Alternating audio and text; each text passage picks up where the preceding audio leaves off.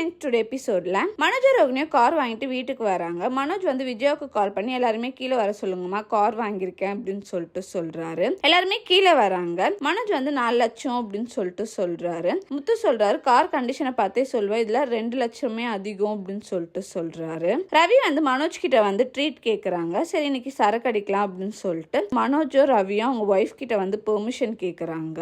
மனோஜ் வந்து சரக்கு வாங்கிட்டு மாடிக்கு வராரு. முத்துவை வந்து சரக்கு அடிக்க சொல்லி கூப்பிடுறாங்க. பட் முத்து வந்து நான் சரக்கு அடிக்கல அப்படின்னு சொல்லிட்டு சொல்றாங்க. ரவியும் மனோஜும் சரக்கு அடிக்கிறாங்க. வீட்டுல காட்டுறாங்க. மீனா, ரோகிணி, ஸ்ருதி வந்து பேசிட்டு இருக்காங்க. மனோஜ் வந்து ட்ரீட் வைக்கிறேன்னு போயிருக்கான். என்கிட்ட ஒரு பீர் தான் பெர்மிஷன் கேட்டான், எப்படியோ முத்தினிக்கு பிளாட் ஆயிடுவாரு அப்படின்னு சொல்லிட்டு சொல்றாங்க.